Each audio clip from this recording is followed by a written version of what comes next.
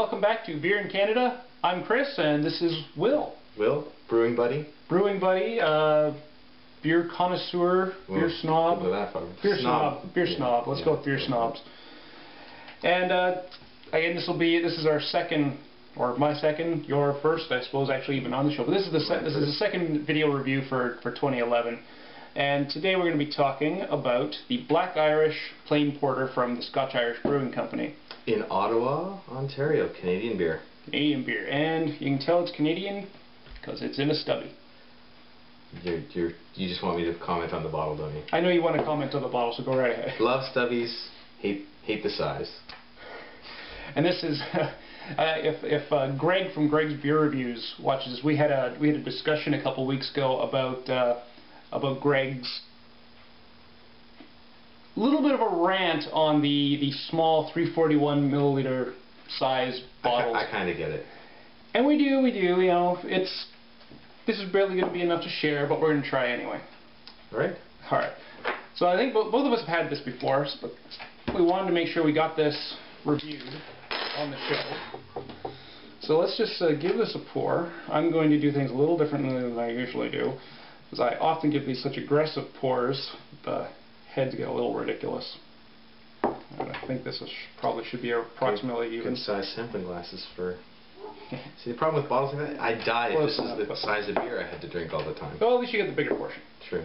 You're very selfless. Alright, so we take a look, just as we would when we're sampling on brew night. You know, we are looking at pretty dark. It's pretty dark. You can see some light around the edges, so this is really what I would call a very, very dark brown, edging into black. But if you kind of look, you can see some light around the edges, showing the brown color, with a fairly small tan head, which really dissipates actually very quickly. Carbonation isn't really over the top. Yeah. But it's there. It doesn't seem to be bubbling up a whole lot, but no. And that head disappeared way too quickly, actually, for my liking. But I can see it. But yeah. But it's there. Yeah. So let's get a nose on this. I can smell the chocolate right away. Yeah. Which is ultimately no surprise. Some roasted malt, almost that burnt malt kind of smell to it. Mmm. Some coffee. I think I did that once during a review. Some coffee or espresso. I'm getting a little bit of coffee there.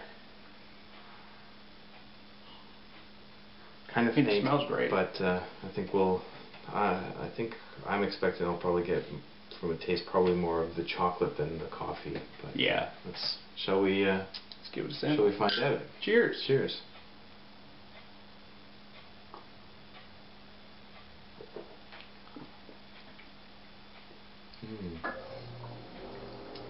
Yeah, definitely got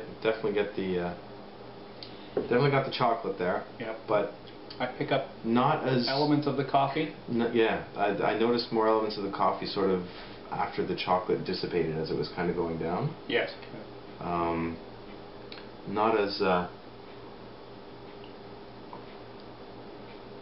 much as a mouthfeel as some of the chocolate stouts and other stuff that we've had recently, just socially. Yeah, it's not as thick. A little more lighter bodied. It's probably really still a medium bodied beer, but it's certainly not as thick as some of the beers that we've been sampling.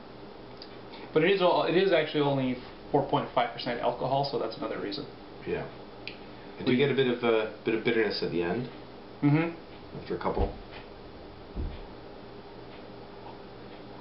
Yeah, just kind of in the back of the throat. Some of the hops there. Which is nice. I mean, it's a nicely balanced porter. Yep. Yep. Definitely something you could have a couple of in a row, especially at that size. But and at the alcohol, the ABV is so low that I mean, this is gonna knock you out after 3. I'd call this a winter session beer. You know, you could sit down with this. Enjoy it. Have a couple of these easily. Yeah. You know, without falling down. Exactly. Yeah. As you mentioned earlier, I think we've both had this before, and I do like their stuff, and It goes down nice and smooth. Yeah. Which can be dangerous, but luckily ABV isn't too high on it. Yeah, a little stronger than Coors Light. I'm not really going to be concerned. Most things are. True enough.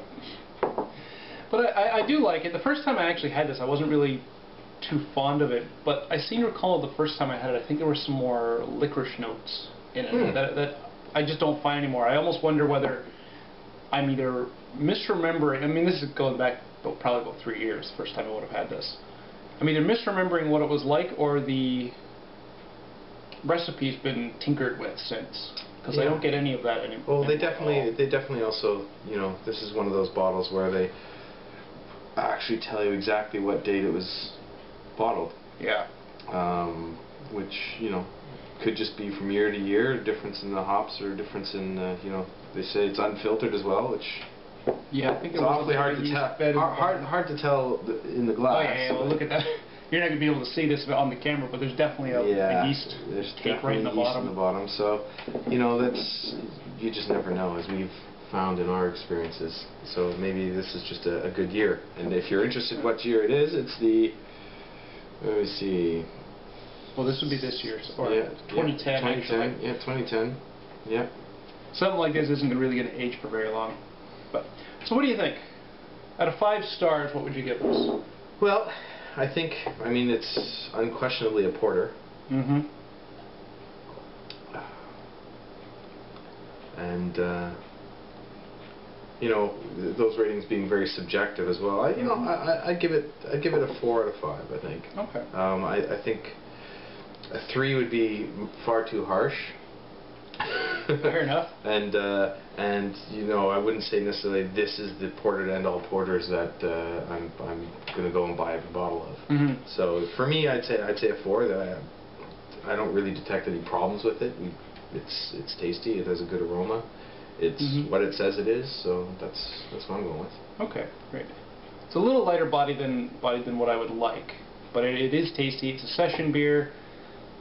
It has some great roasted malt and chocolate malt notes, as well as, yeah, there's a little bit of the bitterness. It's pretty tasty, and I'm waffling between 3 and 4, so I think I'm gonna puss out and give it a 3.5. Oh, half ratings on. Half stars, yes. I hate half stars, but I'm going to. And Raul's probably laughing right now watching this. I hate half stars, but I'm gonna give this a 3.5. Oh, there you go. So that's the Black Irish Plain Porter. This is readily available in Ontario. If you're in Ontario, you can get this at the LCBO. If you're not in Ontario, you know what, I have no idea what the distribution is. So no, but they do have a website, scotchirishbrewing.com, so they may have some information on there for you. Yeah, and if you try this out, leave a comment below and let us know what you think. Alright, thanks again for tuning in. Cheers. Cheers. Happy drinking.